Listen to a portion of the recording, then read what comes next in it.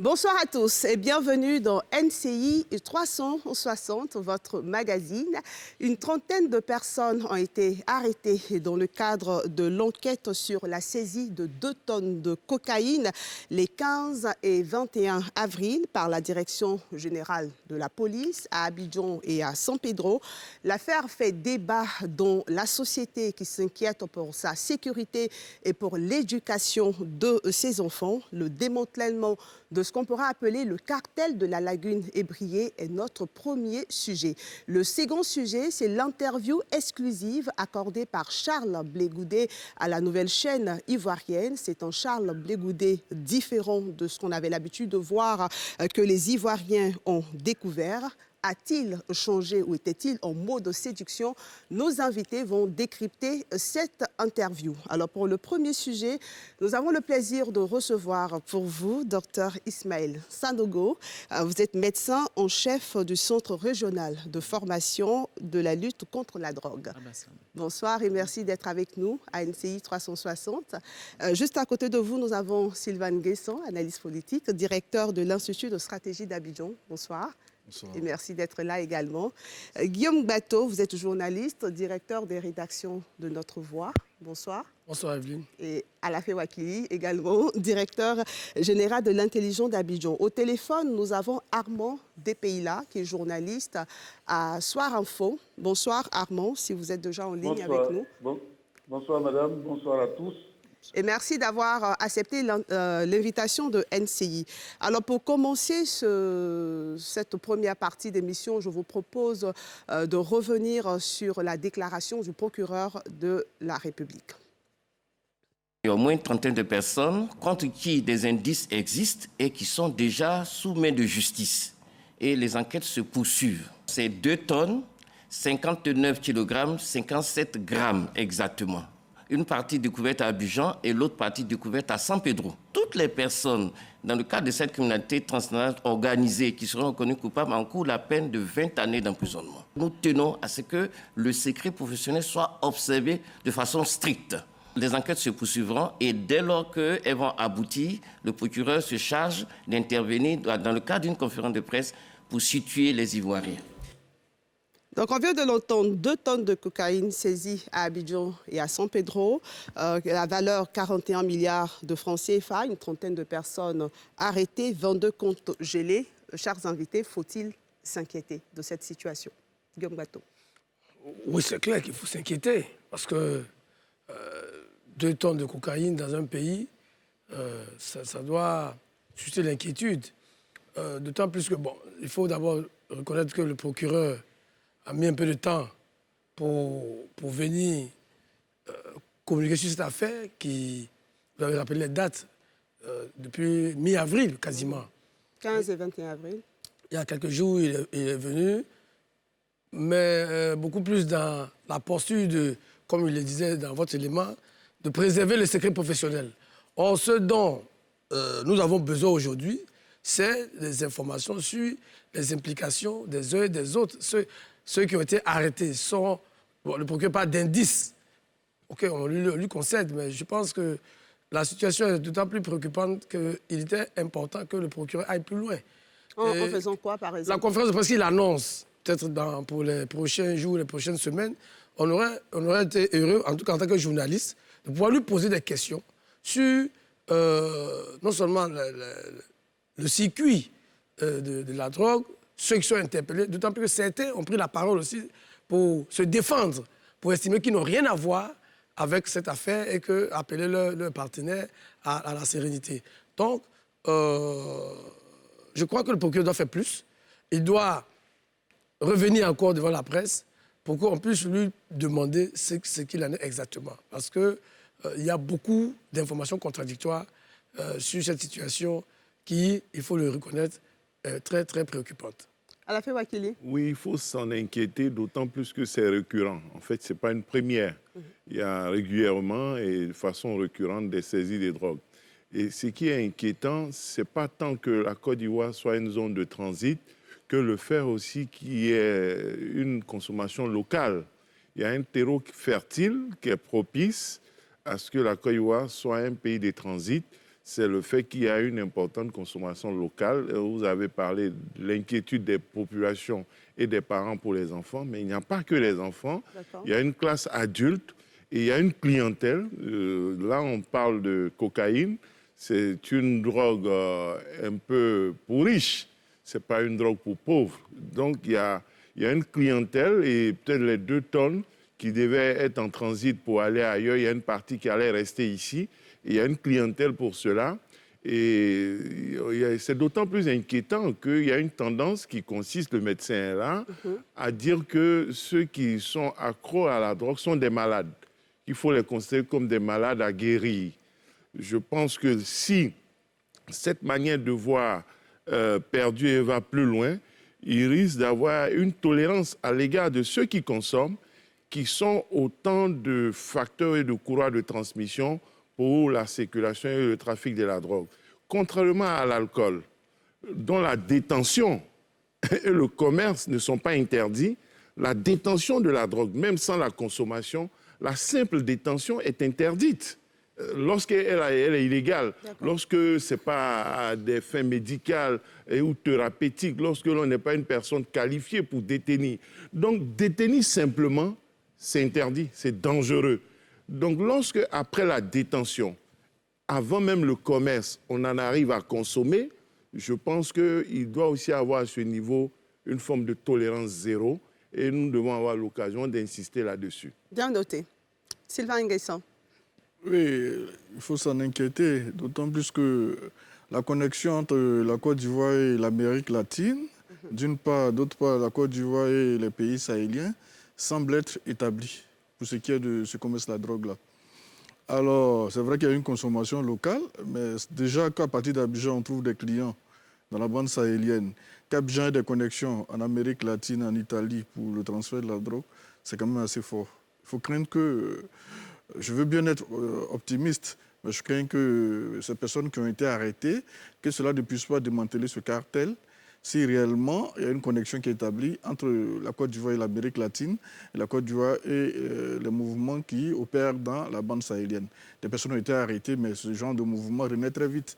Il y a tellement d'argent en jeu, il y a tellement de personnes que cela intéresserait d'avoir ce niveau de vie, d'avoir cette qualité de vie, que je crains que ce soit un peu tard pour la Côte d'Ivoire. Un peu tard. On reviendra sur la dernière partie de votre intervention. Docteur Ismaël Sanogo, est-ce qu'il faut justement s'en inquiéter? Quand on a entendu un spécialiste sur ce plateau, quand on entend à la fait dire, et même la population de façon générale dit que la cocaïne, c'est la drogue pour les riches. Est-ce que vous confirmez? Ce n'est pas la drogue qu'on trouve dans les fumoirs? Oh non, en fait, il faut s'en inquiéter. Pourquoi? Parce que c'est de la cocaïne. Okay. C'est la cocaïne et la cocaïne, on ne la trouve pas comme ça dans les fumoirs. Et comme il a dit, c'est une drogue qu'on trouve dans des milieux beaucoup plus riches. Mais il y a une autre forme de cocaïne qu'on trouve dans les fumoirs, qui est un dérivé de la cocaïne, qui est le crack. Okay. Et ce crack-là, c'est un alcool, c'est un dérivé de cette cocaïne-là, mais qui a un effet beaucoup plus rapide. Et donc, un effet beaucoup plus rapide, mais qui ne dure pas. Ce qui fait que les jeunes sont obligés de le consommer à plusieurs reprises et ce qui crée l'addiction. Et si on a une addiction, on peut être tenté à être malade. Mais ce qui est le plus important, ce qu'il faut savoir, c'est qu'avec cette drogue-là, surtout avec la cocaïne ou le crack, il y a des effets pervers, surtout les effets au niveau des crimes. Et donc, ce sont des drogues qui donnent un effet de courage, un effet où ce sont des stimulants. Donc, comme ce sont des stimulants, le sujet qui les prend a tendance tout de suite à ne pas avoir peur. Donc, il ose. Et quand il ose, on a, avec cette répétition et cette dépendance-là, une pathologie qu'on a, qui est la paranoïa, et qui est sujet à provoquer des crises, surtout au niveau des actes criminels. D'accord. Donc, vous êtes en train de nous dire, avec ce qu'on entend sur ce plateau, que la drogue n'est plus seulement une affaire de personnes défavorisées, de personnes dans certains milieux dits défavorisés, mais également une affaire de riches de la haute classe? Oui, surtout ça. Parce que ce qu'on rencontre de plus en plus, c'est vrai qu'on parle de cocaïne, qui est une drogue un peu plus, qu'on retrouve dans les milieux un peu plus riches. Mais ce qu'on retrouve dans les milieux un peu plus pauvres, c'est de la cocaïne, mais qui est recoupée. et qui est recoupé, qui est mélangé à certaines substances et qui fait qu'on a le crack, par exemple, c'est de la cocaïne qui est mélangée avec du bicarbonate de soude ou d'ammoniac qui forme ce crack-là. Mais c'est une cocaïne qui est très dangereuse. Hein, c'est une forme de cocaïne qui est très dangereuse.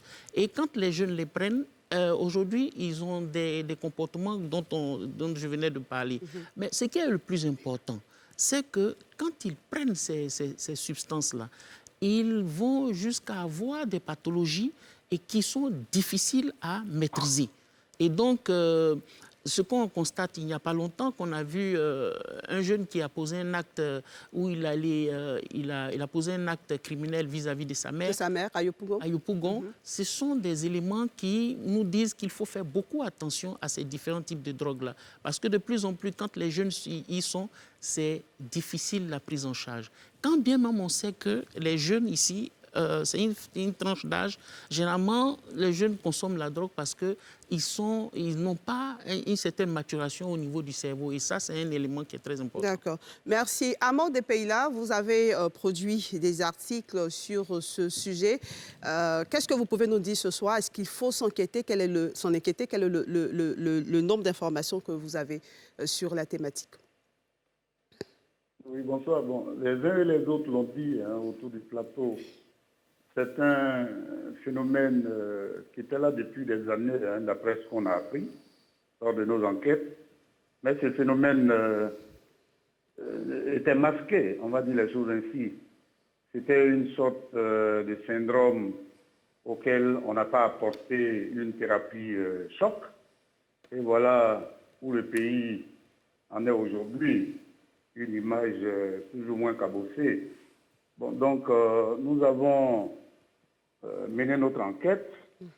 Moi, je voudrais saluer la police ivoirienne, à travers ces deux composantes, la direction des stupéfiants et puis la direction la DTCC, qui ont tracé donc les présumés coupables impliqués donc dans ce trafic et qui ont été repérés et qui ont abouti donc à des arrestations multiples dont a parlé le procureur de la République, une trentaine de personnes. Et bon voilà, nous en sommes là. Ça a été extrêmement difficile pour nous. Nous sommes allés sur le terrain, nous avons recueilli des informations. Mais ce que je voudrais dire, dans ce dossier, il y a deux lectures à faire. D'accord. Une lecture politico-diplomatique, j'allais dire, et puis une lecture criminelle, donc avec des djihadistes qui s'en sont mêlés. Donc, une personne a parlé tout à l'heure d'alerte rouge. Le pays est donc dans une alerte rouge, c'est un peu difficile. On ne sait pas de quoi sera fait demain, car on a appris, moi personnellement j'ai appris ce soir qu'il y a 3 personnes sur qui pèsent des soupçons qui ont réussi à se volatiliser dans la nature. Et donc, ça devient inquiétant. La deuxième lecture, c'est que vous connaissez la DEA américaine. Et quand je pense que le sujet va probablement prendre de l'ampleur dans les prochains jours, dans les prochains mois. Comme vous le savez, quand la DEA entre en action dans tel ou tel pays, l'impulsion vient généralement de l'administration centrale, c'est-à-dire de la Maison-Blanche, eu égard que cette DEA-là est attachée directement à l'administration américaine. Donc le regard porté aujourd'hui sur la Côte d'Ivoire, de mon point de vue, est peut-être en train de changer du côté de Washington. Et c'est vraiment inquiétant. On note bien votre avis. Oui, à la fin, vous l'avez dit. Voilà. Ça parle des djihadistes et des terroristes, c'est bien. Mais ça nous ramène à 2 questions, dont une que j'ai soulevée. C'est la consommation aussi par eux. Parce que, comme a dit le docteur, oui, pour aller tuer son semblable, pour faire des crimes de terrorisme, il faut vraiment être dans un état second. on voit bien que le Coran ne suffit pas. Salmodier Dieu ne suffit pas. Ils prennent des substances qui les y poussent. Donc, il y a leur propre consommation qui est en jeu. Et ensuite, il y a le trafic, puisque c'est en transit. La circulation de la drogue leur permet peut-être en retour aussi d'avoir de l'argent pour acheter des armes. Et le trafic qui se fait leur permet aussi d'enrôler d'autres jeunes en leur donnant la drogue, ou les enrôler et les dresser pour aller tuer. Il y a l'argent, mais il y a surtout la consommation. C'est pour ça que je veux insister pour dire que les gens qui consomment ici, que ce soit les jeunes ou les adultes, ils sont en contact avec des trafiquants. Celui qui consomme, si on le traque bien, parce que quand on regarde le mode opératoire de la dernière saisie, si c'est vrai ce qu'on a appris, c'est un pur hasard. Or, si l'accent est mis, si ceux qui consomment sont bien suivis, identifiés et traqués, malades qu'ils sont, en suivi avec les indices au niveau de la police, on peut remonter les filières pour voir les intermédiaires, les gens qui vont livrer la cocaïne ou le crack. Il est possible de mener des enquêtes plus minutieuses si l'on met l'accent sur ces malades.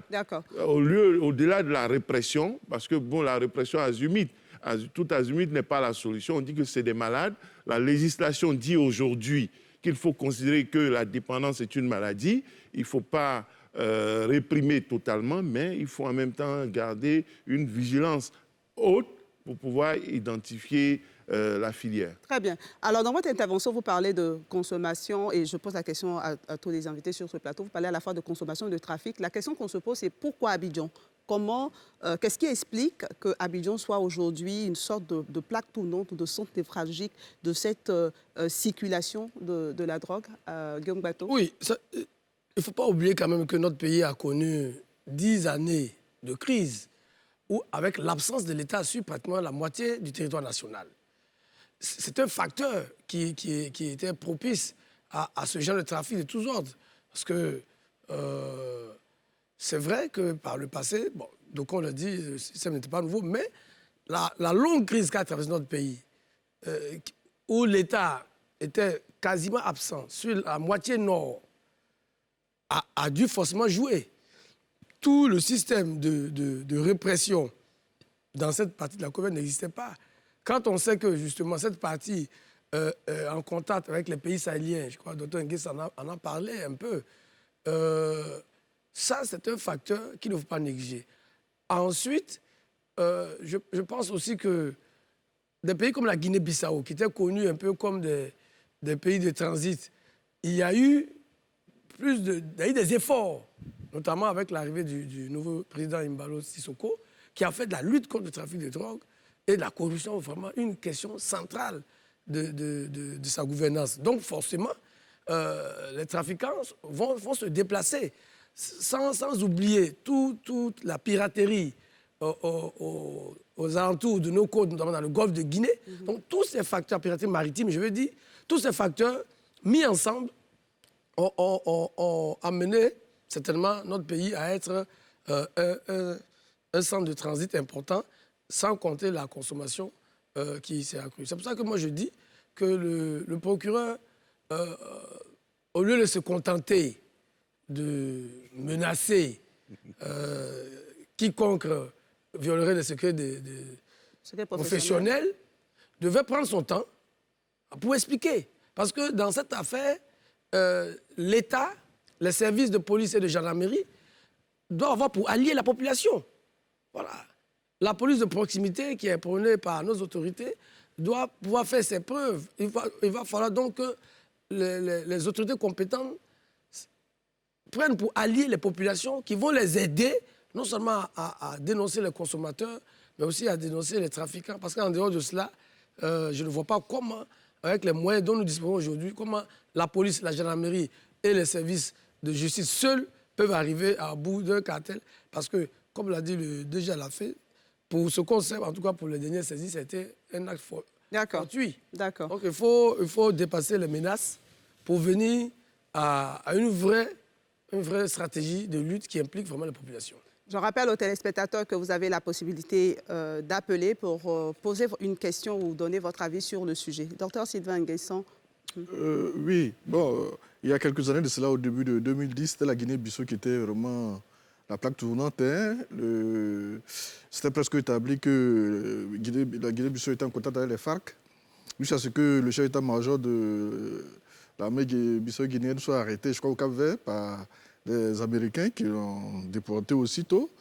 Ensuite, c'était la Guinée-Conakry. Mais quand on voit le fort taux de croissance de la Côte d'Ivoire, tout commerçant voudrait faire de ce pays-là un marché. Parce que on parle de la drogue des riches, mais il y a une certaine classe moyenne qui est née en Côte d'Ivoire. Donc, qui pourrait s'adonner à cette consommation-là, contrairement à certains pays qui, bien même que l'envie existerait, les moyens ne suivraient pas. Okay. Donc, c'est tout à fait normal que dans ce contexte de mondialisation, tous ceux qui produisent la drogue, qui veulent vendre, que dans l'espace CEDEAO, on vise Abidjan, Accra et Lagos, qui sont des espaces où quand même l'argent circule, où il y a une certaine classe qui pourrait acheter de la drogue. Donc, à côté de cela, les facteurs soulevés par Guillaume Bateau, liés à la guerre, tout ce laisser-aller qui s'est déroulé sur nos territoires pendant 10 ans, ce sont des facteurs qui ont pu susciter tout cela. Docteur Paul Yao, vous nous appelez des États-Unis, je vais vous donner la parole tout à l'heure. Vous nous appelez des États-Unis et vous voulez donner votre avis sur le sujet. Bonsoir. Bonsoir, Will. Bonsoir tous ceux qui sont sur le plateau. Je suis docteur Paul Yao, je suis à Chicago. Je voudrais donner mon point de vue sur ce qui se passe en Côte d'Ivoire aujourd'hui. On vous écoute. Je pense que quelques jours avant, il y a le docteur Dupré qui avait soulevé un problème réel, c'est-à-dire la maîtrise de l'économie du pays par ces gens. Je connais bien Haïti parce que je venais le Moïse, un ami personnel. Il a été élu en 2010, c'est un jeune homme, il était dans l'agriculture, donc il faisait l'autosuffisance alimentaire. Et quand il a voulu être président, c'est le mulâtre. Les mulâtres, c'est une classe de cette population, les petits-enfants de l'eau derrière, mais qui détiennent le marché de la cocaïne. C'est-à-dire ils font la drogue, ils font la vente des armes. Donc c'est ceux-là qui détiennent l'économie haïtienne. Ils sont à Pétionville. Pétionville, c'est une ville vicieuse de l'Haïti. C'est là-bas, ils sont donc c'est eux qui ont sponsorisé la campagne de Juvenel Moïse. Mais quand il a été élu, il doit combattre maintenant la vente de cette drogue, la cocaïne, ça veut dire il veut aller contre ceux qui l'ont supporté. Donc c'est eux qui ont rendu le pays haïtien ingouvernable. Ils ont mis sur place des gangs pour rendre le gouvernement de Juvenel Moïse ingouvernable. Et aujourd'hui, c'est eux qui ont été à la base facturée. Nous sommes au courant. Donc, je savais déjà le gouvernement ivoirien de ces mesures qu'ils ont prises. Mais tout il faut qu'ils aillent un peu plus loin parce que ces gens-là, c'est une affaire de milliards. Donc, si on ne fait pas attention, ils vont mettre la main sur notre économie, donc ils vont contrôler tout dans le pays. Donc, moi, c'est mon point de vue que je voulais donner. On encourage déjà le gouvernement aux mesures qui sont prises. Il faut que le gouvernement aille un peu plus loin, traquer les gens. Et puis, il faudrait, comme le procureur l'a dit une fois sur le plateau de la télévision, là, il faut que les procès se fassent à visage découvert, quel que soit le rang social là, des personnes qui sont impliquées, que tu sois traqué. Parce que c'est l'économie ivoirienne qui va être contrôlée par ces gens. Donc, là, mon point de vue. Merci pour votre point de vue, docteur Ismaël Sanogo. Voulez-vous prononcer je voulais dire aussi, comme l'a dit Guillaume, c'est qu'il y a un élément qui est important. L'élément important, il a soulevé la porosité des frontières. Mais à côté de la porosité des frontières, il faut parler aussi des migrations internes et territoriales qui se font un peu partout. Et donc, ces migrations-là font que notre pays, principalement Abidjan, est devenu une zone touristique. Quand on parle de touristes, il faut se dire aussi que des gens arrivent avec des habitudes. Et généralement, ces habitudes finissent par faire tache d'huile. Et donc, la population qui est tout autour finit par avoir ces habitudes-là. Avant, ici, l'Africain n'avait pas cette culture de la scarification de la peau. C'est-à-dire pour mettre un peu de drogue, pour s'injecter la drogue. Mais petit à petit, depuis l'acquaintance avec les populations étrangères, aujourd'hui, c'est une méthode qui commence à venir. Deuxième élément aussi, il y a des migrations vers les zones industrielles. On se rend compte qu'aujourd'hui, dans les zones industrielles, les zones minières, cela demande des travaux de force. Et donc, ces travaux de force-là requièrent des drogues qui donnent la capacité de faire ces saisons de travaux-là. Et c'est la cocaïne. La cocaïne permet de braver les interdits, de braver vraiment la fatigue. Et donc, on s'adonne à cela. Et puis, il y a un élément qui est important aussi, c'est le chômage. Il y a le chômage, il y a aussi le fait que des jeunes, quand ils vont à l'école, quand ils évoluent, ils se disent « je vais avoir un diplôme, je vais me mettre à travailler ». Quand cet optimisme-là ne rime pas avec cette volonté manifeste d'avoir du travail, on rentre directement dans le chômage et puis dans la pauvreté. Cette pauvreté-là fait que les jeunes sont vraiment... deviennent la proie à tout ce transit-là, à tout ce trafic-là. Très bien. Vous avez parlé de la porosité des frontières. La drogue a été saisie à Abidjan et à San Pedro. Donc, ça montre que la chaîne de contrôle a un problème. La question qu'on se pose, c'est est-ce que c'est une défaillance ou une complicité? Et je vais commencer par vous, Amand Depeyla. Bon, il faut, en ce qui concerne les éléments dont nous disposons, qui impliquent... Après les premières arrestations qui ont été opérées, qui impliquent le commissaire DECA, dit Alasco, qui est donc le directeur régional de la police en charge donc de la répression de la drogue, et son adjoint, le lieutenant BL. Et on a appris aussi par ailleurs que certains hauts cadres de l'armée seraient impliqués, auraient été arrêtés. Et donc, on peut parler de complicité. C'est cela, c'est ce qui s'est passé. Et comment c'est arrivé, d'après nos informations que nous avons reçues d'abord à Abidjan et puis au niveau de San Pedro? Tout est parti d'une bagarre entre une présumée prostituée. Bon, nous n'avons pas pu étayer la qualité de cette femme. Certaines sources disent qu'elle serait la domestique, la femme de maison du Colombien. D'autres disent qu'elle serait une prostituée, une fille de joie. D'accord. Il y aurait donc une altercation avec son client. Ça a dégénéré, bon, les coups sont partis. Et c'est à la suite de cela qu'elle aurait porté plainte à la police. Et quand elle a porté plainte, elle a dénoncé donc les activités criminelles de son client. C'est à partir de là que la boîte au Pandore a été ouverte. Et bon, les arrestations sont suivies et impliquant le commissaire en question dont j'ai parlé à travers ses initiales, le directeur régional d'une grande structure d'électricité en Côte d'Ivoire, et qui aurait alerté celui qu'on présente comme étant le capot de ce cartel des lagunes, comme on l'a nommé, et à qui on aurait demandé de quitter très rapidement San Pedro au risque de se faire arrêter. Et donc, il embarque dans son hors-bord en pleine nuit. Tout se passe entre le 22 avril et le 29 avril. Il embarque dans son hors-bord et il va se faire arrêter dans les eaux d'Assini.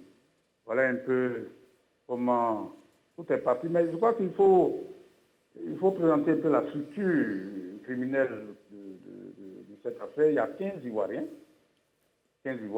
7 Espagnols, dont 4 femmes, 2 Colombiens, 1 Portugais, 1 Marocaine, et puis 2 entreprises qui ont été clairement identifiées.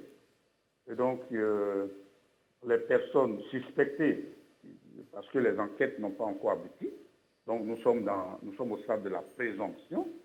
Tout à fait. Les personnes suspectées ont été arrêtées entre le 22 avril 2002 et le 6 mai 2002. Donc, pour ce qui concerne 16 personnes. 16 personnes ont été arrêtées et placées sous mandat de dépôt et écrouées pour certaines dans des prisons civiles, pour d'autres dans des prisons militaires. Il y a au rang des uns et des autres. D'accord. Et puis, entre le 27 avril Et le 9 mai 2022, 6 autres personnes ont été placées sous contrôle judiciaire. Et d'après les informations que j'ai pu avoir ce soir, il m'est revenu que 3 personnes sont en fuite. 3 personnes sont en fuite, elles seraient européennes, les 3 personnes. D'accord. Merci pour toutes ces informations. Et comme vous l'avez précisé, nous sommes à l'étape de la présomption d'innocence. Mais avec toutes les informations qu'on a et surtout le fait que la drogue puisse circuler, est-ce qu'on parle de défaillance ou de complicité à la Je pense qu'il y a une défaillance, mais pas nationale. Elle est mondiale, elle est internationale. Parce que la drogue vient de quelque part. Elle vient, il y a des pays qui produisent, les États-Unis et l'Occident en tête luttent. Eux luttent pourquoi? Pour que ces drogues n'arrivent pas chez eux et que les cadres, les populations et les jeunes consomment. Donc, ils ont déployé des grands dispositifs pour lutter. Et on a vu Pablo Escobar, tout ce qui a été fait, les grands moyens. Malgré tout, ça sort de Colombie et alentour et ça traverse les mers, ça traverse l'océan Atlantique et puis ça progresse, ça arrive vers chez nous. Quel est le circuit? Ça veut donc dire que les gens arrivent à dissimuler. C'est vrai qu'il y a une rébellion, il y a le désordre un peu là-bas, c'est un cartel qui existe toujours.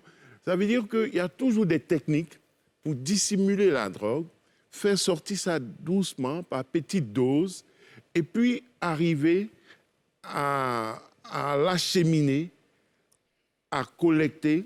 On arrive jusqu'à 2 tonnes. Les 2 tonnes, il y a une partie qui va rester. Et si ça n'avait pas été saisi, les gens allaient trouver les moyens pour écouler ça vers d'autres pays, vers l'Europe et ailleurs. Ça veut dire que c'est une défaillance, oui, mais elle est internationale, elle est mondiale. Est-ce que cette défaillance-là ne cache pas également une complicité, selon vous? Non, je suppose, ça dépend à quel niveau. Il y a des complicités internes et locales dans chaque pays, mais on ne sait pas jusqu'à quel niveau. Mais la mobilisation mondiale des administrations des pays fait que, en tout cas, les agents de l'État qui sont chargés de lutter contre cela ne peuvent pas s'adonner à une complicité dans tous les pays. Mais il y a des citoyens, il y a des individus qui ont des intérêts, et puis il y a des défaillants, il y a des gens de bonne foi. Ça aussi, ça peut exister. Hein. Il y a des gens de bonne foi qui peuvent être des passeurs sans le savoir, qui peuvent fermer les yeux sans savoir qu'ils aident à convoyer quelque chose d'illicite avec quelques billets dans la filière, dans le circuit. Tout ça peut arriver. C'est pour cela que les enquêtes, il faut les attendre avec prudence, avec certes la vigilance, mais avec la prudence, parce que tout à l'heure, il parlait de présomption. On a cru entendre présomption de culpabilité. Ça n'existe pas. C'est présomption d'innocence. Donc, il faut être prudent, parce que souvent, les enquêtes sur la drogue finissent par blanchir des gens. Des gens qui ont été arrêtés parmi ces 30-là, il y en a qui pourraient sortir ou qui pourraient avoir des peines légères parce qu'il n'y a pas une complicité active, c'est involontaire, il peut avoir la bonne foi. C'est en cela que la répression, souvent, ne tient même pas compte de la bonne foi. On a trouvé quelque chose dans ton véhicule ou dans ton sac, tu peux être totalement innocent, étranger à ça, mais dans ce cas précis-là, on dit l'effet matériel est là, on a trouvé ça avec toi. Bien noté. Jusqu'à établir que vraiment tu ne pouvais pas être là et que tu ne peux pas avoir participé au processus qui a conduit à ce que cette quantité se trouve chez toi. Souvent, ça prend du temps et puis les gens finissent par être blanchis. Gangbato. Oui, je pense que la défaillance ou la complicité ramène à la même réalité. D'abord, il faut dire, et les uns et les autres l'ont dit, face à ces puissances d'argent, nos systèmes sont mal préparés, nos systèmes ne sont pas suffisamment équipés. Déjà, on a vu que la puissance. Oui, je veux dire, d'abord, on a vu qu'au niveau législatif, déjà, il a fallu mettre à niveau notre loi sur la question de la répression et de la gestion de ce dossier. Parce que les tests qui étaient des tests anciens, qui ne correspondaient plus à la réalité de ces phénomènes. Ça, c'est déjà un. De deux, quand on regarde notre administration policière, notre gendarmerie, notre appareil judiciaire, on voit que nos agents publics n'ont pas suffisamment les moyens pour faire face à ces réseaux mafieux. Parce qu'on l'a dit, vous avez dit en introduction, pour ce qui concerne la dernière saisie, c'est 41 milliards, la valeur marchande. Donc, face à 41 milliards, est-ce que nos agents de force de l'ordre ont les moyens nécessaires pour traquer ces gens-là? Aujourd'hui, Dieu merci, avec l'évolution de la technologie, il y a les moyens de tracer ces personnes. Et nos forces de l'ordre font les efforts, mais c'est pour ça que je disais tout à l'heure qu'il faut aller au-delà de ces menaces sur les éventuelles violations de secret professionnel pour bâtir une vraie stratégie. Docteur Sanogo, il dit qu'il est à Bassam. Moi, je connais bien le bâtiment du centre régional de formation. Lutte contre la drogue. Mais c'est un petit bâtiment. C'est un tout petit bâtiment à l'entrée de Bassam. Voilà. Je n'ai pas encore rendu visite au docteur Sanogo, mais j'imagine que, en tout cas, vu la taille du bâtiment, il ne doit pas être dans un confort tel qu'il puisse vraiment travailler avec ses collaborateurs. Il faut que nos autorités, mais aussi au niveau même communautaire, régional, je parle de la CEDEAO, de l'UEMOA, d'autres pays, prennent la question de la drogue, le mettre au niveau du terrorisme et développent les moyens d'action à la hauteur de la menace. Parce que si on reste à gérer le menu fruité, mais effectivement, face à ces puissants agents, on sera toujours dans l'incapacité de leur faire face. Et le petit agent qui va se retrouver face à l'argent, on va parler de complicité, mais il est complice parce que nous sommes tous défaillants. Sylvain Ngaïsan. Oui, il faut déjà saluer, on ne cessera de féliciter nos forces de défense et de sécurité, mais il faudra quand même que les moyens suivent. Suivez 650 km de côte maritime, ça demande beaucoup de moyens. Sans oublier la porosité des autres frontières. La Côte d'Ivoire et le Mali en saison sèche, c'est 300 pistes. Comment on surveille tous ces passages? Enfin, je ne suis pas en train de dire forcément que ce sont des passages pour ces cartels-là. Alors, la défaillance, c'est clair, les moyens ne suffisent pas toujours. C'est vrai qu'on a un fort taux de croissance, mais la Côte d'Ivoire reste un pays sous-développé. Donc, la logistique, en termes de sécurité, de défense, ça ne suit pas toujours. Ça ne suit pas toujours. Comment contrôler l'accès à la mer, toutes ces maisons qui sont construites depuis Oboasso jusqu'à San Pedro au large des côtes, les voies terrestres, comment les surveiller, les voies aériennes, ça semble nettement mieux, mais il faudra renforcer. Or, les besoins se trouvent à tous les niveaux, aussi bien au niveau de la défense, de la sécurité qu'au niveau de l'alimentation, de l'école, etc. Donc, moi, je pense plutôt qu'il y a une défaillance. N'empêche qu'il pourrait y avoir des personnes qui, visiblement, ont pris à tâche, ont signé des pactes pour pouvoir améliorer leur qualité de vie, leurs conditions de vie. Il faut saluer les FDS et on espère que l'État aura les moyens pour renforcer encore les moyens de lutte contre ce trafic-là. Et parlant justement des moyens de lutte, on avait bien voulu comprendre les moyens mis en place par l'État de Côte d'Ivoire. Nous avons invité la police, la gendarmerie, la douane, mais tous nous ont dit qu'ils ne pouvaient pas venir, ne pouvaient pas répondre à cette invitation et qu'ils préféraient s'en tenir à la déclaration du procureur de la République. On a avec nous, docteur Sanogo, vous êtes dans le centre de formation de la lutte. À quel niveau nous situons? Est-ce qu'on a un problème de défaillance, comme on l'a dit, on a entendu sur ce plateau, de complicité, impuissance, insuffisance des infrastructures? Pour vous, c'est quoi? Pour moi, en tant qu'acteur de la prise en charge, je me dis que si on a cette quantité de drogue-là qui circule dans le pays, on se dit qu'il y aura aussi un grand nombre de personnes qui seront noyées dans cette consommation-là. Okay. Donc, ça va faire qu'au niveau de la prise en charge chez nous, la prise en charge va demander beaucoup de moyens. Non seulement de moyens... Vous intervenez à quel moment? Après ou avant?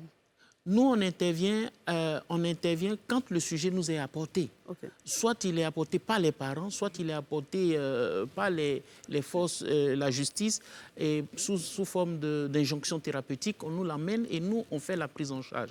Mais quoi qu'il en soit, c'est que les jeunes qu'on rencontre, ou bien la population qu'on rencontre, c'est une population qui va être noyée dans ces consommations de drogue. Et comme on sait que le phénomène addictif est très, très, très fort, généralement, ce sont des jeunes où il est difficile de faire sortir. Parce que ce sont des jeunes qui ont passé beaucoup de temps à répéter la consommation, à créer ce phénomène de dépendance. physique et psychologique qui fait qu'aujourd'hui, il est difficile de les faire sortir. Cela demande beaucoup de moyens.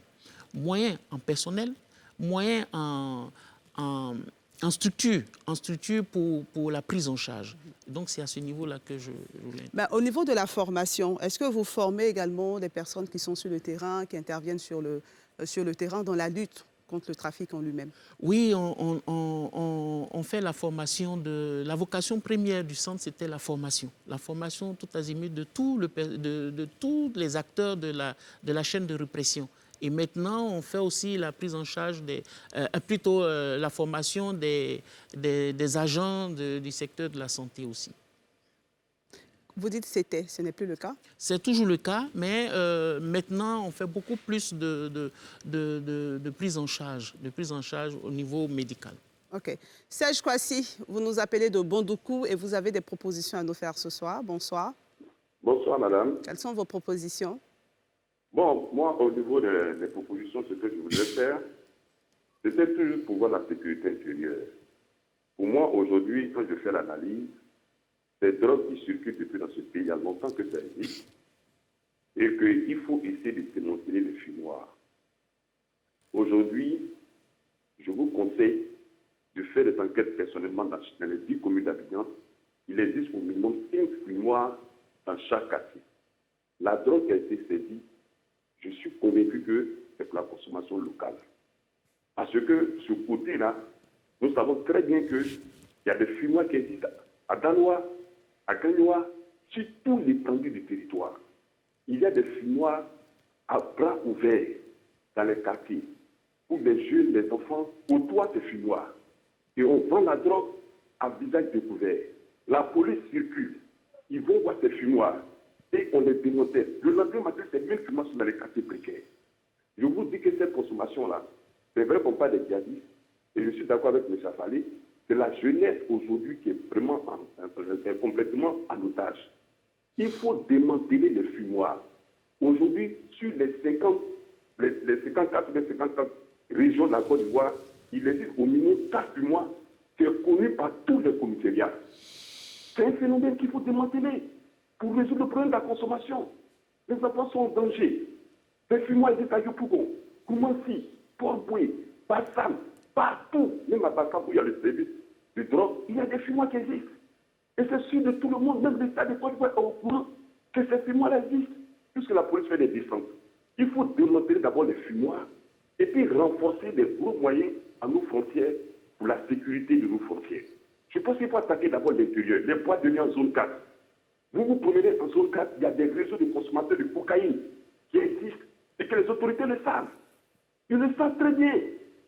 Ils le savent. Donc il faut d'abord... il y a eu un moment donné, il y a eu le problème de la drogue, où il y a eu des noms des autorités qui ont été cités. Mais cette enquête est partie où? Cette enquête est partie où? Mais la population n'est pas dupe. Nous sommes en otage par rapport au système de contrôle de nos régions. Les mairies ont démissionné. Les maires ont démissionné. Les conseils régionaux ont démissionné. Nous sommes en otage parce que c'est les plus pauvres qui traînent le pot cassé. Donc moi, le plus important pour moi, c'est les propositions. Il faut donner les moyens à la police pour démanteler d'abord tous les fumoirs de Côte d'Ivoire. Ça va réduire la consommation. Très bien. Voilà ma proposition, madame. D'accord. Merci. On a bien entendu cette proposition. Et justement, à la fin, vous voulez réagir sur l'existence des fumoirs? Oui, c'est l'existence des fumoirs. Vous savez, il y a la gendarmerie, ou je crois la police, qui fait le dépistage et qui radie les admis dans les écoles qui ont touché à la drogue. Je pense que dans les familles et dans les écoles, si on ne peut pas faire le dépistage, il faut peut-être au moins enseigner aux gens que c'est vrai, il y a des gens devenus présidents de la République, comme Obama ou d'autres célébrités qui ont touché un peu la drogue, mais qui se sont ressaisis et qui ont fait autre chose. Il faut peut-être expliquer aux jeunes et aux parents que quand quelqu'un touche la drogue, si on le dépiste, peut-être il y a des emplois qu'il n'aura jamais. Il y a des choses qu'il ne pourra pas faire, il se met en danger. C'est vrai qu'il faut réprimer, qu'il faut aller détruire les fumoirs. Mais si on peut créer à la base des conditions pour éviter même la tentation d'aller dans les fumoirs, c'est déjà une bonne chose. Je voudrais profiter de ma prise de parole pour interpeller afin que l'accent soit mis à nouveau sur la sensibilisation. Parce que j'ai l'impression qu'on fait beaucoup plus la sensibilisation contre la drogue, contre peut-être l'alcoolisme et beaucoup d'autres choses de nos jours, contre plutôt le tabac, l'alcoolisme ou autre chose, que contre la drogue, parce qu'on considère que c'est tabou. Et puis on se dit que les gens ne vont pas y aller, mais les gens y vont. Les gens y vont quand même et on est impuissant, on n'a pas les moyens qu'il faut parce que le milieu, la filière est dangereux. Avec les 40 milliards dont on parle, ça veut dire que 1 gramme, c'est près de 200 000 francs le gramme. Il y a des gens qui achètent. La mauvaise qualité, c'est peut-être 10 000, 20 000. Il y a des jeunes qui sont dépendants. Quand les gens volent les portables, on dit pour 10 000, 20 000, ils ont commis des crimes. Mais c'est 10 000, ils en ont besoin pour aller acheter le crack, la drogue de mauvaise qualité. Donc, c'est cette sensibilisation-là qu'il faut pouvoir répondre. D'accord. Et nous sommes donc déjà dans les solutions. Guillaume Bateau, pour vous, qu'est-ce qu'il faut faire pour combattre profondément? Je l'ai dit plus ou moins. Dans un premier temps, il faut une vraie prise de conscience nationale. Et il faut ériger la lutte contre la drogue au rang des priorités nationales. À partir de ce moment, définir une vraie stratégie d'ensemble qui implique donc, déjà la fille l'a dit, d'abord la sensibilisation, ensuite donc la sensibilisation à tous les niveaux, déjà à commencer par les familles, dans les écoles, ensuite la répression, donc tolérance zéro vis-à-vis de tous les acteurs, et bien entendu la prise en charge pour parler avec donc, Dr Sanogo qui est là, qui s'occupe de prise en charge.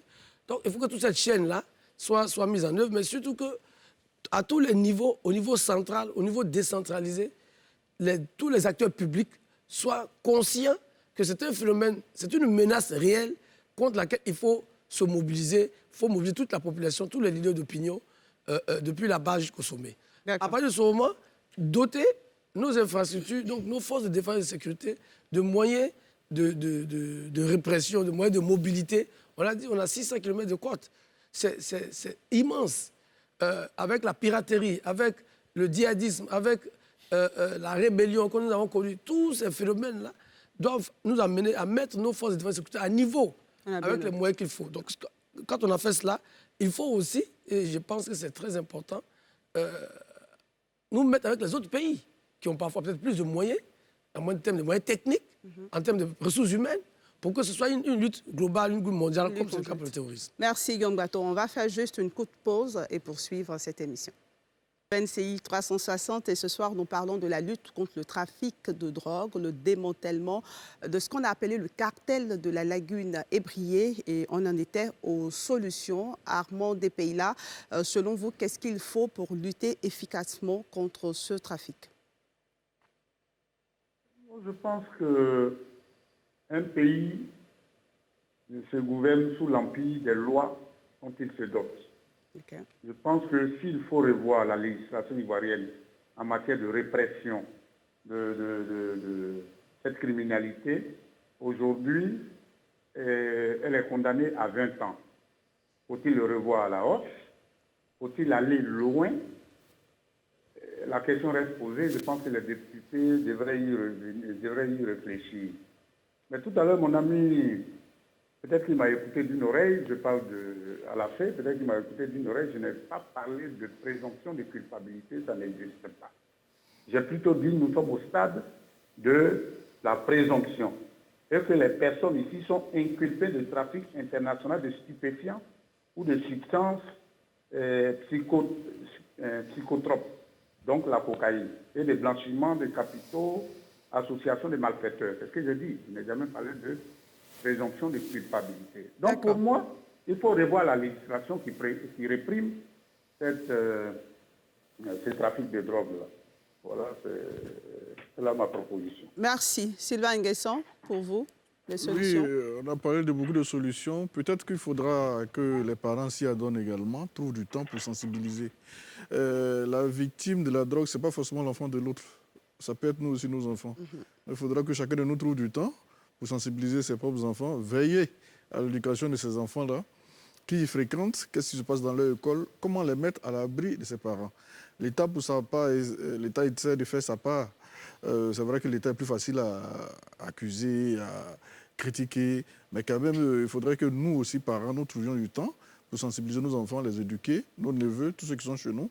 Si chacun de nous s'y met, peut-être qu'on pourrait réduire de manière significative le nombre d'abonnés aux drogues. Franck Stéphane Dedi, c'est vrai que vous nous prenez en cours. Vous avez suivi plus ou moins l'actualité sur cette thématique. Selon vous, quelles peuvent être les solutions? Alors, lorsqu'un problème, une problématique se pose, on distingue deux types de solutions. Donc, il y a les solutions dites préventives et puis il y a les solutions dites curatives. En termes de solutions préventives, je pense que c'est ce que j'ai entendu un peu lors du tour de table précédent.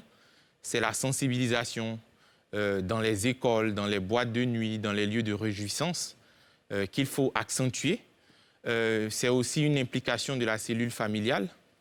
Voilà, donc ce sont ces méthodes-là qu'on peut ranger dans les méthodes dites préventives, donc avant que le problème ne se pose. Une fois que le problème est posé, il y a ce qu'on appelle des méthodes dites curatives. Comment est-ce que, maintenant que le problème se pose, on l'éradique? Et c'est à ce moment-là où moi, je reste plutôt surpris parce que dans certains pays, en tout cas, je ne vais pas qualifier ces pays-là, lorsqu'un problème se pose de cette ampleur, toute la chaîne de commandement chargée de s'occuper de ce genre de problème, en général, comme on le voit en tout cas dans certains pays, est démise. Parce que les méthodes curatives peuvent être à titre dissuasif. Donc, il faut que ceux qui s'en occupent on puisse donner un message fort à ceux qui vont les remplacer en disant, parce que que ce soit de votre responsabilité ou pas, mais parce que vous vous occupez de cette chaîne-là, automatiquement, on vous vit pendant que les enquêtes se font. Sauf que dans le cas de la Côte d'Ivoire, on ne l'a pas fait. On a vu le procureur qui est venu à la télé, nous a donné quelques détails, a invité les uns et les autres à ne pas partager des fausses rumeurs. Mais je pense qu'on l'a déjà dit sur ce plateau. Les fausses rumeurs se propagent lorsque la population n'a pas l'information véritable. Et je pense que c'est en ce moment-là, bon, Dieu merci, le procureur nous a promis une autre conférence de presse dans pas longtemps pour nous donner d'autres types de détails. Je pense qu'en donnant l'information à la population, l'information juste, ça va éviter qu'il y ait pas mal de choses qui soient dites. Et je vais terminer là maintenant. Rapidement, 10 secondes. Il faut faire confiance aussi à la société civile. Moi, je me souviens, permettez-moi de citer, il y a une page qu'on appelle les buzz de Flora qui, il y a 2 ans, a fait une enquête anonyme en allant dans une école. Elle est rentrée dans des soirées de jeunes enfants qui ont moins de 18 ans, moins de 16 ans. Et elle a donné le récit. Malheureusement, jusqu'à ce jour, personne, la vidéo est encore sur sa page, mais aucune autorité ne l'a contacté pour aller à la base on ne peut pas le dire, on ne sait pas vraiment. Non, je le dis parce que personnellement, moi, j'ai eu sous la vidéo qu'elle a postée, j'ai eu à taguer, comme on appelle, la Direction générale de la police nationale. S'il y avait eu une suite, de bonne foi, je pense qu'on aurait eu l'information. On a bien compris. compris. Que ça n'a pas été fait. Donc, il faut vraiment que cette lutte-là, on puisse la prendre à bras-le-corps et décider de virer ceux qui doivent être virés sans état d'âme et également de pouvoir continuer la sensibilisation. D'accord, merci. On a bien noté. Docteur Sanogo. Mais je pense que pour moi, il faut une sensibilisation qui soit forte. Et cette sensibilisation-là, il y a 2 types de sensibilisation. Il y a la sensibilisation qui se fait comme un monologue, c'est-à-dire l'individu qui est là vient parler à la population, c'est-à-dire la population jeune ou cette population adulte-là. Mais généralement, cette sensibilisation ne marche pas. Il faut une sensibilisation à titre de dialogue où on essaie de partager avec ces jeunes-là, de créer un cadre d'échange. Et c'est à partir de ce cadre d'échange-là, les considérations que ces jeunes-là ont de cette drogue-là, ces considérations, on va arriver à leur montrer que ces considérations sont fausses et leur donner les vraies informations. Un autre point, c'est qu'il faut que les parents s'impliquent effectivement dans cette lutte-là. C'est-à-dire qu'il faut que les parents s'approprient cette lutte. Il faut que les parents donnent les informations nécessaires en ce qui concerne la drogue. Généralement, les enfants ont les informations venant de l'extérieur. Une fois qu'ils ont toutes ces informations-là, au moment où les parents veulent donner l'information, ces informations deviennent caduques.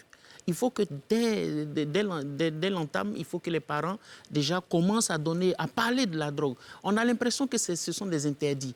Quand on est à la maison, il y a des sujets qu'on évite de parler avec les enfants. Et ça, c'est là la grosse plaie. Il faut aborder tous ces sujets-là pour permettre aux enfants d'avoir déjà des informations sur tous ces fléaux-là et puis être aguerris à affronter la réalité extérieure. Merci beaucoup pour toutes ces informations et pour ces conseils. Nous sommes donc au terme de cette première partie d'émission. On va maintenant aborder la deuxième partie de cette émission. Vous l'avez suivi, Charles Blé Goudet a accordé une interview exclusive à NCI, la nouvelle chaîne ivoirienne. Ali Diarra-Souba s'est rendu donc à La Haye pour interviewer le leader de la galaxie patriotique et avec son franc-parler, il a donné son avis sur la situation politique ivoirienne. On revient sur cette interview dans ce reportage de la rédaction d'NCI et on en parle juste après. L'ex-chef de la galaxie patriotique Charles Blé Goudet, qui était poursuivi à La Haye aux Pays-Bas devant la Cour pénale internationale à la suite de la crise post-électorale de 2011, était mardi soir sur les antennes de NCI. Une sortie attendue après l'obtention de son passeport ivoirien. Un sésame qui annonce son retour dans son pays natal où il entend prendre toute sa place. L'ex-prisonnier de La Haye, dans cette interview avec Ali Diarra-Souba, n'a éludé aucun sujet. De la réconciliation nationale à son éventuel retour à Abidjan, en passant par son avenir politique. J'ai quitté Abidjan sous fond de crise, sous fond de conflit. Je vais y retourner sous fond de réconciliation et de paix. Demander pardon à tous les Ivoiriens. Je suis acteur politique. Ce sont nos actions qui ont fait en sorte que notre pays s'est retrouvé dans cette situation. Je suis mouillé de sagesse. Je suis mouillé d'une autre vision, d'une autre approche de ce que mon pays vit comme situation. Une interview largement suivie par les Ivoiriens. Ça va dans le sens de la réconciliation. C'est ce qu'on cherche dans ce pays. Dans ce pays, il faudrait que les fils du Nord, du Sud, Ouest, Est se réconcilient. La Côte d'Ivoire sort de la crise. Et la Côte d'Ivoire a besoin de ses fils et tout le monde. Et c'est la main dans la main qu'on peut construire la nation. J'ai vu en jeune Blé Goudet une valeur nationale, sinon internationale. Je ne m'y attendais pas. Je pensais que c'était Blé Goudet d'hier. Mais aujourd'hui, il nous a démontré qu'il est mûr politiquement, intellectuellement, sur tous les plans. Pour cet enseignant-chercheur en sciences politiques, la sortie de Charles Blé Goudet a révélé sa maturité politique après 10 ans de prison. J'ai trouvé un homme mature qui effectivement a eu une attitude séduisante vis-à-vis de son projet pour la réconciliation en Côte d'Ivoire et une attitude séduisante vis-à-vis des autorités politiques ivoiriennes. Et donc il a eu un discours conciliant, il a eu un discours apaisant et en fin de compte, il a reconsidéré sa position vis-à-vis des autorités politiques ivoiriennes. La Chambre d'appel de la Cour pénale internationale, CPI, a confirmé en mars 2021 la décision d'acquittement de l'ex-président de Côte d'Ivoire, Laurent Gbagbo, et de son co-accusé Charles Blé Goudet dans l'affaire de crimes contre l'humanité perpétrée lors de la crise post-électorale ivoirienne de 2010 à 2011. Laurent Gbagbo est depuis juin 2021 en Côte d'Ivoire.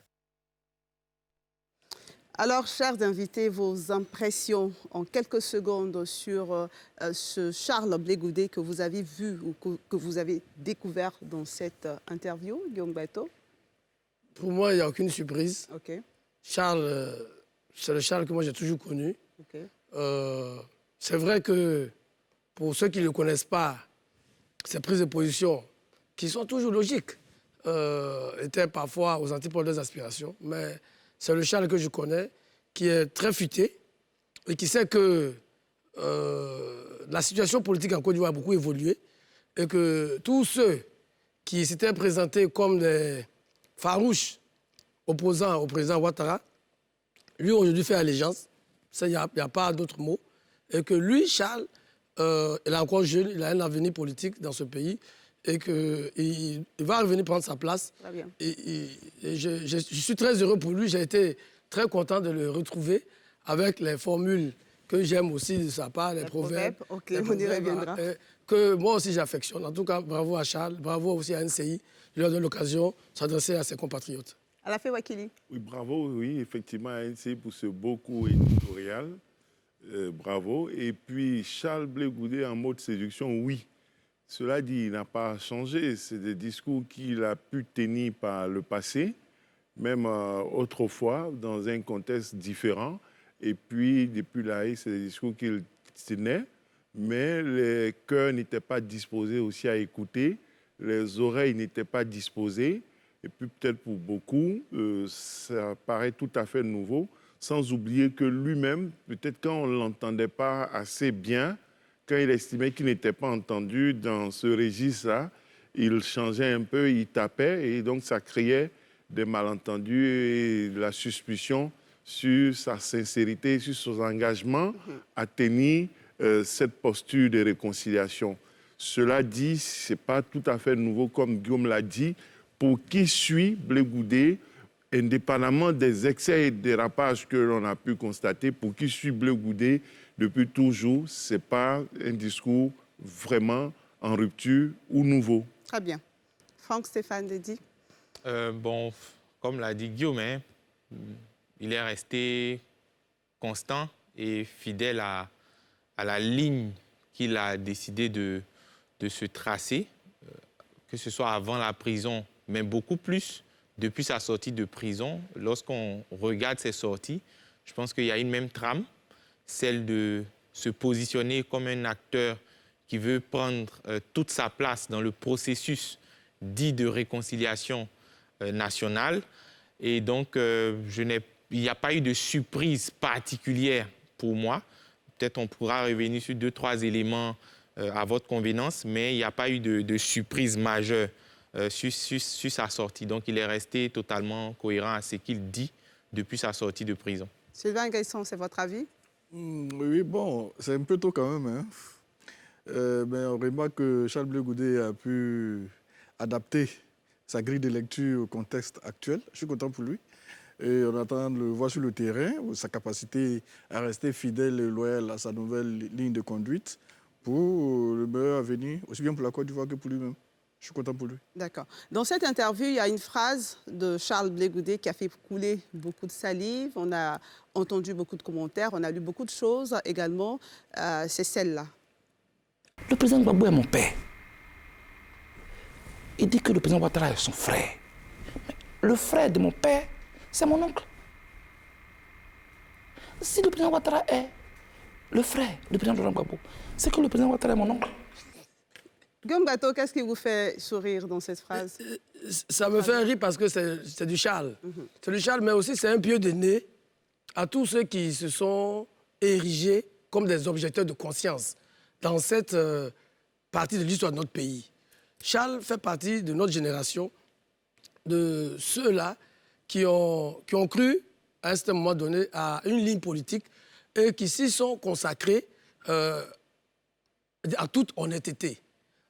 Mais on s'est rendu compte, chemin faisant, que ceux qui indiquaient le chemin ou ce qui était censé être le chemin n'étaient pas eux-mêmes dépositaires de ce chemin. Et ce que Charles dit, en quelque sorte, pourquoi voulez-vous que vous que nous avons soutenu, vous aujourd'hui, vous fumez le calumet de la paix, vous êtes ami avec le président Ouattara. Mais pourquoi voulez-vous que moi, Charles, j'aille remuer ciel et terre alors que j'ai perdu 10 ans en prison? C'est la problématique à laquelle nous faisons face depuis la fin de la crise post-électorale 2010-2011. Tous ceux qui ont voulu adopter une attitude de conciliation pour favoriser la réconciliation ont été traités de tous les noms, de traite, de vendus. Mais après, on a vu que ceux qui traitaient les gens de traite sont aujourd'hui même plus bas que ceux qui critiquaient. Donc, Charles, cette formule... Par exemple, vous faites allusion à qui? Peut-être que vous voulez que je dise des choses que vous connaissez. Quand vous voyez le PPACI du président Gbagbo, le PDCI du président Bédié, l'UDPCI du président Mabry aller à l'Assemblée nationale voter pour le candidat du RHDP, mais il y a 6 mois, ça aurait été Afin Guessa, on aurait crié au scandale. Quand le président Laurent Gbagbo va, et Charles il utilise cette formule, va voir le président Ouattara, il dit c'est son frère, il rigole avec lui. Mais Il suffisait simplement que d'autres personnes aillent dire bonjour au président Ouattara, on était traité tous les noms. Donc voilà cette réalité que Charles dépeint avec son génie, son humour. Et c'est ce qui me fait rire. Parce que je retrouve, et je pense que c'est le début. Quelqu'un a dit, je crois que c'est le docteur Sylvain Guessan, c'est tôt, attendons de voir. Non, Charles ne va pas faire autre chose que ce qu'il a dit. Et on a dit que ce n'est pas nouveau. Rappelez-vous, en pleine crise, c'est quand même Charles qui allait à Boaké, avec Ouattara et les autres. Souvent, les gens ont tendance à l'oublier. Donc, je pense que tous les comptes sont soldés. Il n'y a plus de traite en Côte d'Ivoire. Chacun peut faire ce qu'il veut. D'accord. Et Charles, on attend pour continuer la lutte. Vous partagez l'avis de Gato. Cette phrase de lecture, la première, c'est toujours le parapluie, le manteau du président Gbagbo qu'il cherche. On lui demande ce qu'il pense de Ouattara. Qu'est-ce que le président Ouattara est pour lui? Il peut lui dire simplement ce qui est pour lui. Pourquoi la référence au père? Mais en même temps, on sent un Charles de rupture qui veut assumer un destin politique propre, qui ne le fait pas suffisamment et qui veut s'émanciper. Ça devient un exercice d'émancipation. Il a voulu, son problème a été réglé pour lui-même. C'est-à-dire qu'il est pris en charge. Le chef du cabinet du président de la République va à La Haye, on lui remet son passeport dans un timing, un tempo qui est propre à lui et non sous couvert. Donc, il est émancipé, il est autonomisé, si on peut le dire ainsi. Mais pendant qu'il s'autonomise, il devrait peut-être assumer cela jusqu'au bout et puis laisser le président Gbagbo là où il est. Pour vous, il n'a pas assumé? Il n'a pas assumé. Parce qu'il joue le fils là, mais ce n'est pas le fils politique. Aujourd'hui, Blé Goudé s'autonomise. Parce que le fils, c'est le père qui règle son problème de passeport. Mais dans son cas, c'est l'oncle qui a réglé. Mais si le père l'a abandonné. Bon, justement, si donc le père... Qu'est-ce que tu veux qu'il fasse? Donc le père l'a abandonné. Donc, qu'est-ce que vous en savez le père l'a abandonné. sur cet abandon? Parce que c'est ça, il traite avec l'oncle. C'est une déclaration qui n'a pas de fondement. Il traite avec l'oncle. L'oncle a envoyé quelqu'un, mais en même temps qu'il a traité l'oncle pour régler son problème, il s'est autonomisé. Ben, il ne manque pas. Il faut qu'il sache, on attend que, de façon définitive, il fasse une option. Il a dit qu'il ne va jamais déshabiller le père en public. Il ne fera pas du Guillaume Soro. Il peut avoir des désaccords, il ne fera pas du Guillaume Soro. Là, on est d'accord avec lui sur cette posture. Mais en même temps, il faut qu'il s'autonomise pleinement. D'accord. Franck Stéphane Dedi. Moi, cette phrase-là ne m'a pas dérangé plus que ça. Cette levée de bouclier qu'on a vue sur les réseaux sociaux, je pense que quelque part, ça dénote de la pauvreté de la culture politique des uns et des autres. Parce que c'est lorsqu'on n'a pas d'arguments tangibles qu'on s'arc-boute à ce genre de phrases.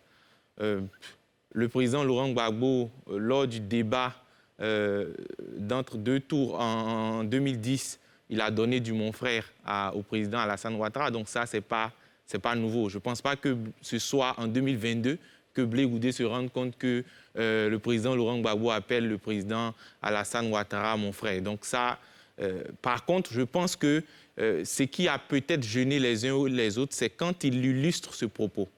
Parce que quand il illustre ce propos, il dit, quand le président Laurent Gbagbo est allé à la présidence, le président Laurent Gbagbo a dit. Et ça, je pense que pour tous ceux qui sont honnêtes avec eux-mêmes, quand ils ont regardé, revu les vidéos, à aucun moment le président Laurent Gbagbo n'a donné du mon frère, en tout cas à cette occasion-là, au président Ouattara. Mais comme je dis, ce ne sont pas des débats qui factuellement importent le quotidien des Ivoiriens. À côté de ça, comme j'ai dit, il est resté fidèle à la ligne qu'il a décidé de se construire à sa sortie de prison. Donc, il n'y a rien de nouveau sous le soleil pour moi. Voilà.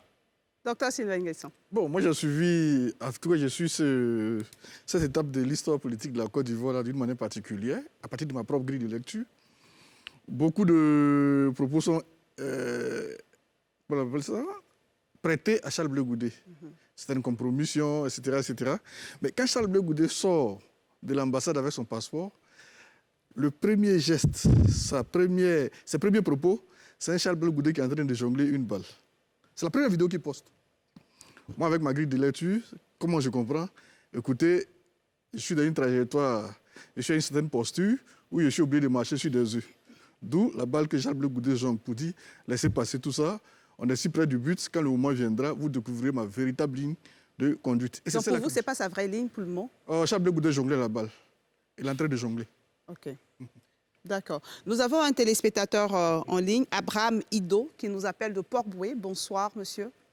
On Bonsoir, vous écoute. madame. Merci beaucoup pour tout le travail que vous faites ce programme-là. Et moi, je voudrais juste intervenir pour dire que ça, c'est une belle image. Ça veut dire que d'une part, Dieu exauce nos prières pour la paix durable en Côte d'Ivoire. Voilà, je ne sais pas pourquoi les gens aiment faire le polémique autour de quelque chose qui n'est pas important. Aujourd'hui, voir M. Charles Blé Goudé revenir en Côte d'Ivoire, vraiment, c'est une prière que Dieu a exaucée. Donc, je remercie le gouvernement pour tout ce qu'ils ont fait pour vraiment le retour de la paix durable en Côte d'Ivoire. Donc, vraiment, que Dieu bénisse la Côte d'Ivoire. C'est encourageant et à saluer. Que Dieu bénisse la Côte d'Ivoire dans le nom de Jésus-Christ. Amen. Merci, on a bien compris votre avis. Guillaume Bateau. Oui. Alors, bon, quand le DG dit que Charles ne s'est pas émancipé, pour qui connaît Charles, Charles n'a jamais, en tout cas depuis qu'il a quitté la tête de la FESI, Charles ne s'est pas mis dans le rang. Notamment, il n'a pas adhéré au Front populaire ivoirien, qui était le parti du président Gbagbo. Mais Laurent Gbagbo était son mentor et son mentor. Oui, mais je veux dire, politiquement, il n'a pas pris sa carte de militant du Front populaire ivoirien au moment où le président Laurent Gbagbo était déjà encore président du FPI, donc avant son élection en 2000. Même tout le temps qu'il a fait, le compagnonnage qu'il a fait de la victoire du président Gbagbo, notamment depuis le déclenchement de la rébellion jusqu'à son arrestation, Charles ne s'est pas encarté. Il a toujours été indépendant. Il a toujours été indépendant. Okay. Bon, indépendant. Je viens. Du FPI. Du FPI. Donc, pas du pro-Gbagboïsme. Oui, mais pro-Gbagboïsme, ça ne veut rien dire. Charles Blé Goudé, comme beaucoup d'autres citoyens ivoiriens, se sont levés quand les institutions ont été attaquées par la rébellion et l'ont défendu. Et en ce moment, celui qui incarnait les institutions s'appelait Laurent Gbagbo. Donc, du point de vue politique, Charles ne s'est jamais encarté. Donc, il n'y a pas un problème d'émancipation. Mieux, quand Charles fait cette boutade, entre guillemets, en appelant le président Ouattara son oncle, il sait très bien à qui il parle. Ceux à qui il parle, c'est ceux qui n'ont jamais cessé de le soupçonner, même quand il était détenu ici à Abidjan, qui ont fait croire qu'il était en deal avec le Premier ministre Ahmed Bakayoko, qui ont fait croire qu'il s'était fait auto-arrêter.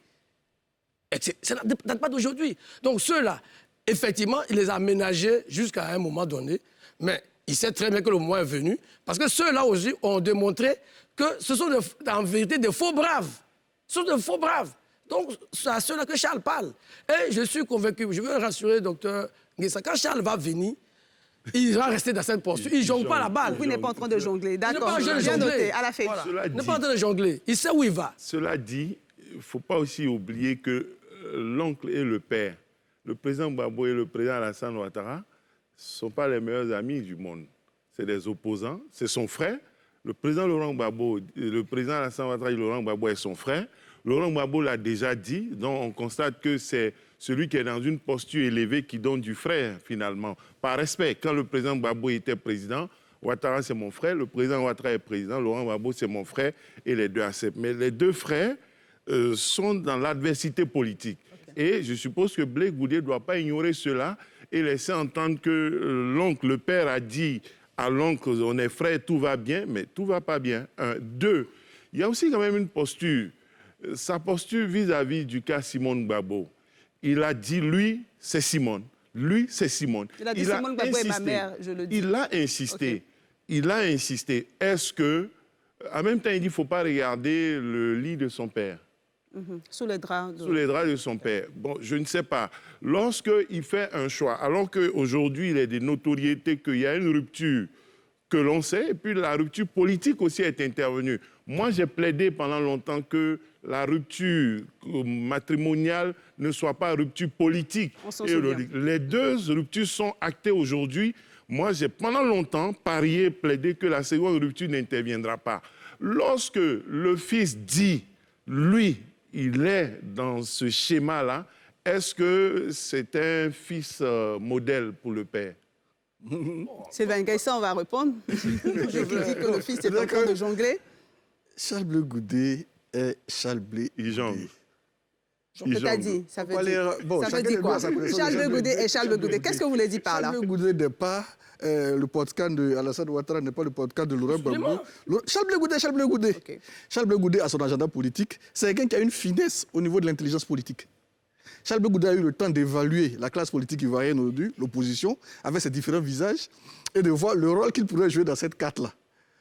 Moi, j'attends le premier discours de Charles Blé Goudé à Abidjan, afin d'évaluer clairement sa posture. Je ne suis pas en train de dire qu'il va venir prendre des armes, machin et autres, mais non. Charles Blé Goudé marche sur des œufs.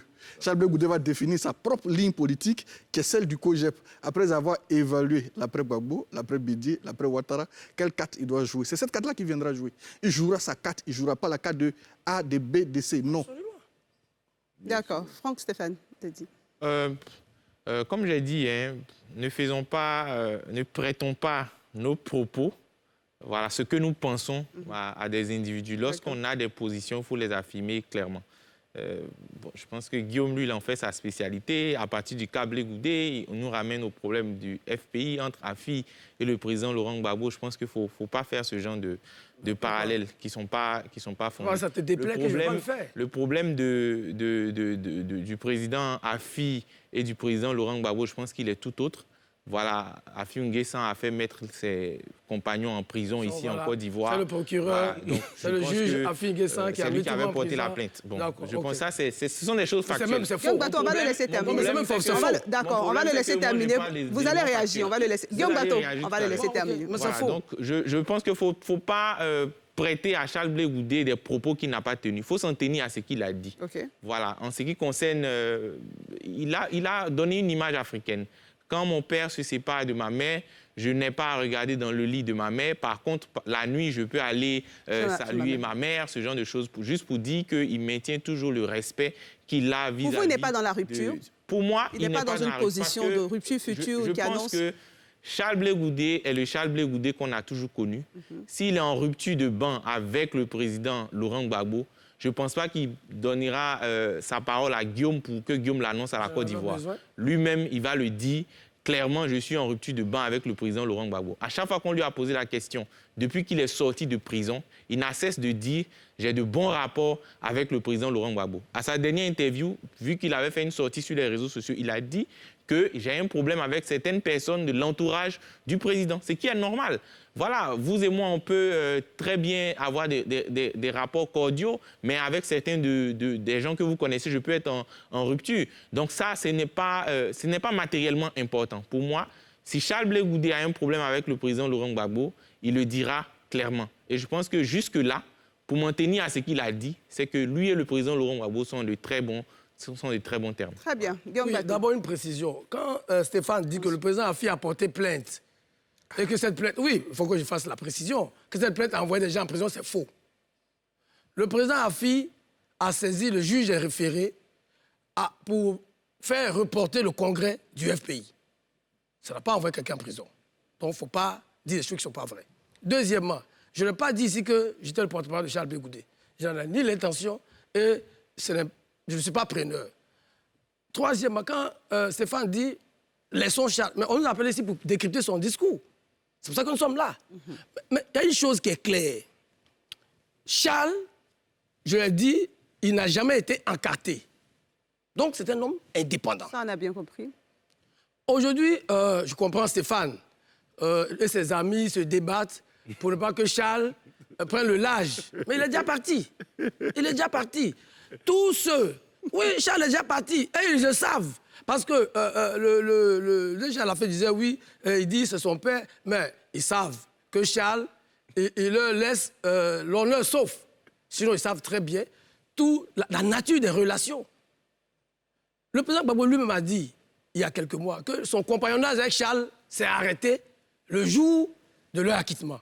C'est lui qui l'a dit, c'est pas Charles. D'accord. Donc, je ne suis pas le porte-parole de Charles, mais je suis là en train de discuter un discours. Et je dis, le discours que Charles a tenu, c'est le discours qu'il a toujours tenu, à savoir, il n'est pas, contrairement à ce qu'on a toujours dit, c'est vrai, c'est un homme de conviction, qui, quand il a des idées, il le dit clairement, mais ce n'est pas un vent en guerre. Okay. C'est quelqu'un qui, par le passé, a essayé de servir de pont entre des lignes difficiles.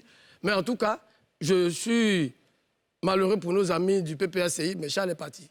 Bon, vous êtes responsable de cette déclaration, bien sûr. Sylvain Guesson. Charles est assez intelligent pour rompre avec Gbagbo, Laurent. OK.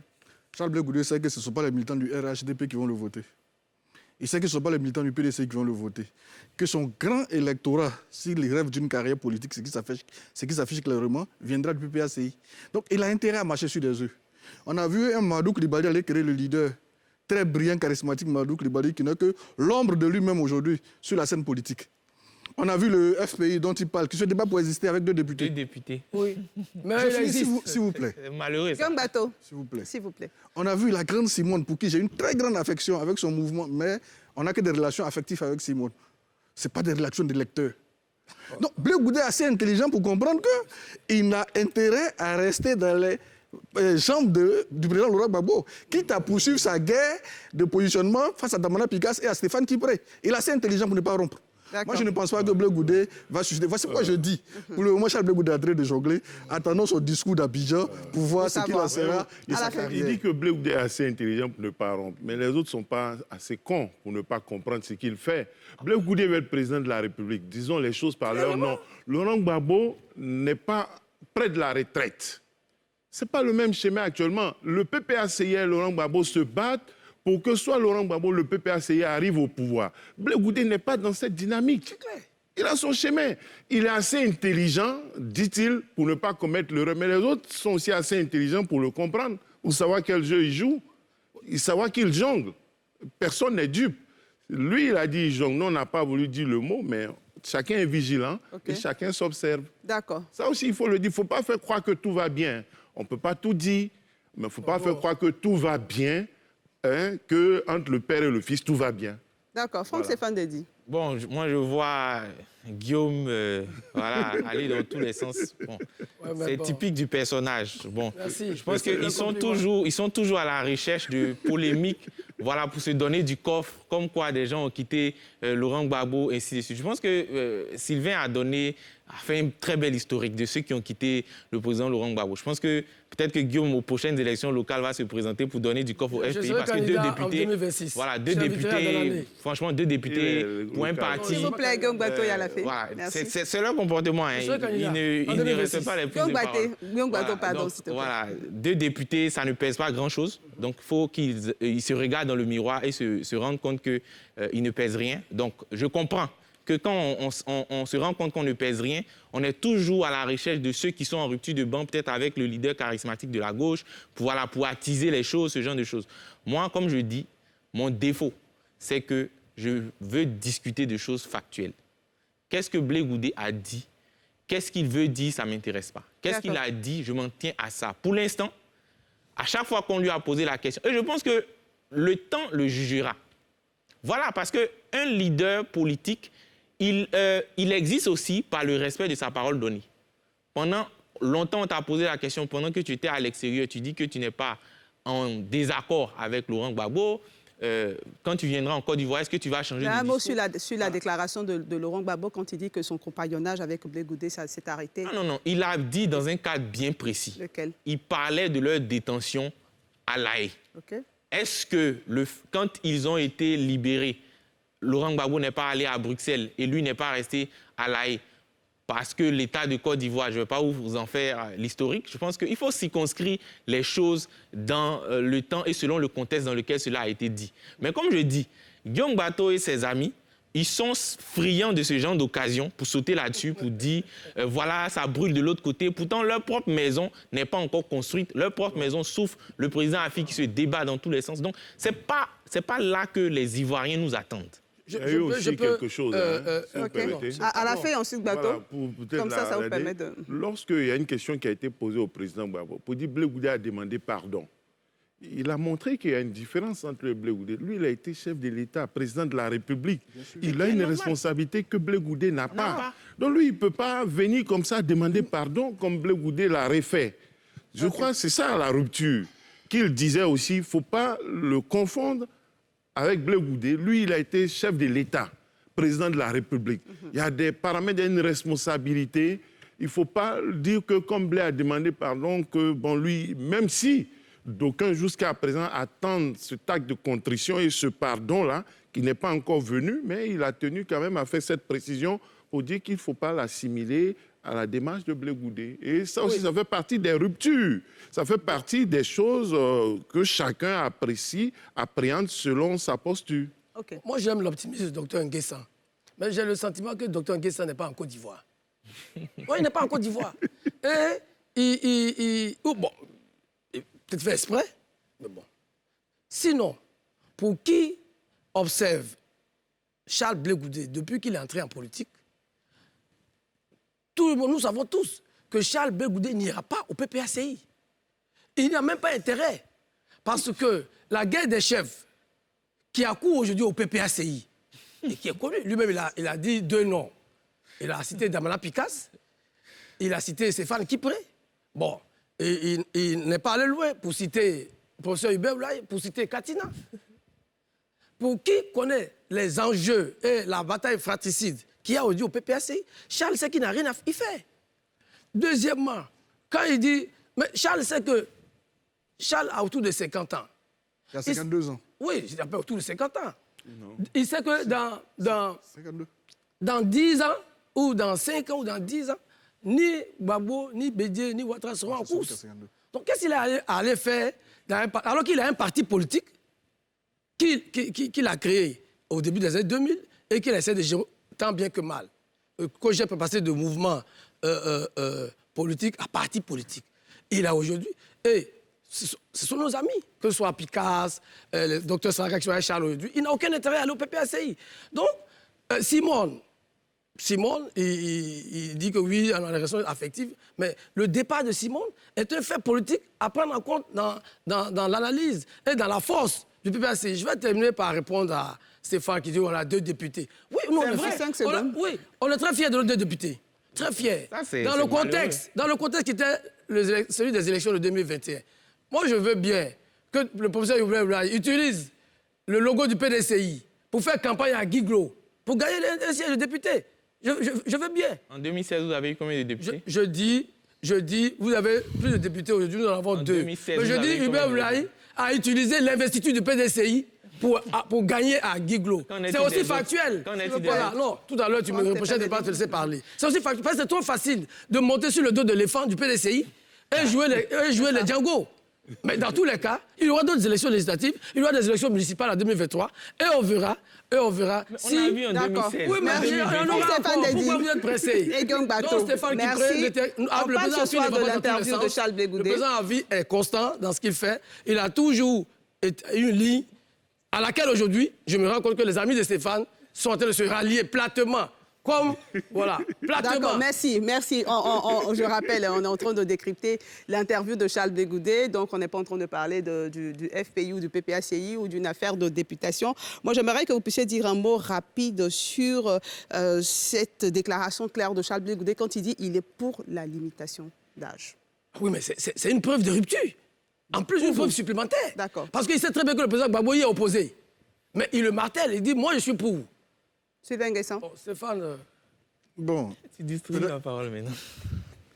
Peut-être que nous avons, c'est clair, nous avons différentes compréhensions de certaines expressions. Tout à fait.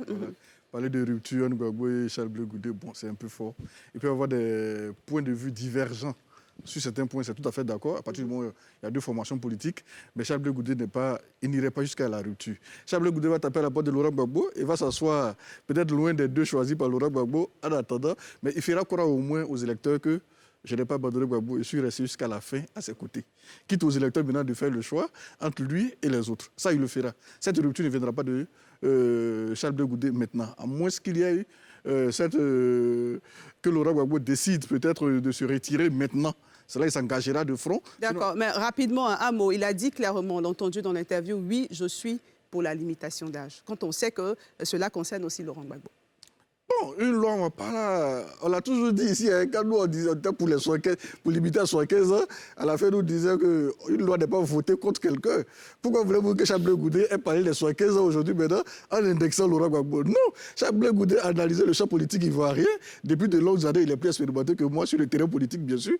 Il se dit aujourd'hui, il est arrivé à un certain niveau où il faut limiter à 75 ans pour qu'on passe à des nouvelles choses. Moi, le disant, je ne dis pas qu'il vise Laurent Gbagbo. Pourquoi ce n'est pas Bédié qui viserait? Pourquoi ce n'est pas la seule qui viserait? Pourquoi ce n'est pas Hubert Oulaye qui viserait? Pourquoi ce n'est pas Simone Gbagbo qui viserait? Pourquoi ce n'est pas, comment il s'appelle, Assou Adou qu'il viserait? Pourquoi c'est Laurent Gbagbo veut que Charles Blé Goudé vise? D'accord, merci. Non, je pense que, comme on dit souvent, on prend des bouts et on veut construire un raisonnement avec. Et moi, c'est ce qui est dérangeant pour moi. Il a dit la chose suivante, que avant de changer cette loi, nous étions tous d'accord que ça devait être limité à 75 ans. Premier élément, il faut interroger les constitutionnalistes qui ont mis dans la Constitution qu'on devrait limiter l'âge de candidater à 75 ans. Il faut les interroger pour qu'ils nous donnent non seulement les raisons qui les ont poussés à introduire ça, mais deuxième élément, qu'on en fasse le bilan. Quel problème ça a résolu alors qu'on l'a mis, pour que maintenant on décide de le changer. Et que si ça ne tenait qu'à lui, il préfère rester à ce qu'on avait convenu tous ensemble. Je pense que ça a l'opportunité d'être pour le moins clair. Bon, il faut qu'on ait des gens comme Gbagbo pour dire non, il vise Laurent Gbagbo directement, ce genre de choses. Moi, ce sont des polémiques dans lesquelles je ne veux pas rentrer. Okay. L'autre chose qu'il est important de faire, je pense qu'à un moment donné, il faut qu'en Côte d'Ivoire, on puisse permettre à ceux qui font des choses de pouvoir justifier de leurs actions devant la nation. Moi, j'ai été très surpris lorsqu'on a interrogé le professeur Ouraga Obou, je pense après le débat du 3e mandat, 6 mois après, de dire que le débat avait quitté le champ politique pour rentrer, le champ constitutionnel pour rentrer dans le... Ça, c'est une faute grave. Et ce ne sont pas de Charles Blé Goudé. J'aimerais qu'on reste on devait l'emmener devant la cour martiale pour qu'il s'explique. Parce que c'est tellement grave. Parce que tu as écrit quelque chose, on te demande, tu dis que on a quitté le champ constitutionnel pour aller dans le champ politique, donc tu ne peux pas te prononcer. Okay, merci. Et je pense que ce sont ce genre de problèmes-là qui créent davantage de problèmes dans la société ivoirienne. On change les choses au gré des intérêts des individus. Aujourd'hui, dans la Constitution, par exemple, il y a des articles qui permettent au président seul de changer la Constitution. Ce sont des choses pour le moins graves. Et je pense Merci Franck. On a bien noté cet avis-là. Ça va être enfin un dernier tour de table. On est avec Guillaume Gbagbo et ensuite à la fin. Je vois que Stéphane m'aime bien, mais je n'ai pas dit... Evelyne a posé la question de nous demander qu'est-ce qu'on pense de la prise de position de Charles Blé par rapport aux 75 ans. J'ai dit c'est un autre élément de rupture avec le président Gbagbo. Je n'ai pas dit que c'est fait contre le président Gbagbo. Parce que ça aussi, si on est sur ce plateau, si on ne peut même pas restituer ce qu'on dit à l'instant, et que Stéphane estime qu'il y a des... Non, ce n'est pas ce que j'ai dit. J'ai dit, parlant de rupture, parce que bon, je sais que mon ami Nguessan est très attaché à la non-rupture de Charles, mais sur cette question, c'est une rupture politique. Guillaume, on a bien compris. À la fin? Oui, c'est un désaccord.